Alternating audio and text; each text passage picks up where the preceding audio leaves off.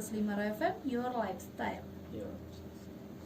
Dan anaknya menghabiskan semua tenaganya, menghabiskan semua apa yang ada dimilikinya, umurnya, menghabiskan semua yang ada kesenangan-kesenangan dalam hidupnya, namun anaknya tidak bisa membaca Al-Quran. Itu sangat rugi orang tua yang seperti itu. Maka bagi orang-orang tua, marilah kita berlomba-lomba untuk menyuruh anak-anak kita supaya mempelajari Al-Quran. Yang sudah bisa membaca Al-Quran agar selalu membaca Al-Quran. Namun yang terpenting, Nabi di sini menganjurkan Iqra'ul Quran, kalian harus membaca Al-Quran.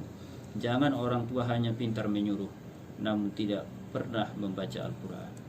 Ulang songon pondok nela kita, ulap kuah mang songon ayamon, ulap kuah mang songon ina songon mapon.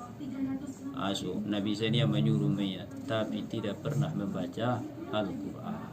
Barangkali inilah jawabannya. Iya Ustadz, ketika tadarus Al-Quran nih Ustadz, saat bulan Ramadan, apakah itu wajib dihotamkan atau bagaimana Ustadz? Iya, masalah tadarusan Al-Quran di bulan Ramadan, apakah itu satu kewajiban ataupun amal sunnah? Masalah tadarusan di bulan Ramadan itu termasuk salah satu amalan sunnah. Makanya Nabi tadi dalam hadis yang diriwayatkan Imam Muslim itu, bahwa Nabi dijumpai malaikat Jibril setiap malam, payudari suhul Quran. Maka Nabi bersama malaikat Jibril tadarusan Al-Quran. Di situ tidak ada perintah kepada kita bahwa umatnya ini wajib membaca Al-Quran setiap di bulan Ramadan. Namun Rasulullah sangat menganjurkan kepada kita di bulan Ramadan ini supaya pahala kita berimbang dengan pahala umat-umat sebelum kita nanti. Karena kalau dari segi umur kita sangat pendek-pendek. Kalau dari segi postur tubuh mereka 70 ibadah fardu di luar bulan Ramadan. Kemudian di samping itu tadi, apa keistimewaannya lagi kita tadarusan dalam Al-Quran? Menurut hadis yang disampaikan oleh Rasulullah dalam riwayat Imam Abu Daud tadi, barang siapa yang membaca Al-Quran, man qara Al-Quran, barang siapa membaca Al-Quran dan mengamalkannya, maka Allah akan memakaikan kepada kedua orang tuanya mahkota nanti di hari kiamat. Sungguh beruntunglah orang tua ketika lahir dari mereka itu. Iya. Melalui WhatsApp ada Siti di Padang Matinggi yang bertanya, apakah nuzulul Quran sama dengan syahrul Quran? Iya. Terima kasih. Iya, pertanyaannya cukup bagus. Masalah tentang perbedaan antara syahrul Quran dengan nuzulul Quran. Sebenarnya di sini ada hanya perbedaan ucapan. Kalau hakikatnya memang itu adalah sama. Tapi walaupun seperti itu akan kita jelaskan bahwa yang disebut dengan syahrul Quran, bulan Al-Quran, maksudnya dalam satu bulan itu kita hidupkan dengan Al-Quran. Ramadan itu kita hiasi dengan Al-Quran. Rumah kita hiasi dengan bacaan Al-Quran. Aktivitas kita hiasi dengan Al-Quran. Perilaku kita sehari-hari kita hiasi dengan Al-Quran. Intinya Al-Quran harus selalu bersama kita. Namun kalau yang dimaksud dengan nuzulul Quran, turunnya Al-Quran, berarti itu hanya masalah konsep turun Al-Quran. Kalau turun Al-Quran, memang Al-Quran itu turun pada bulan Ramadan.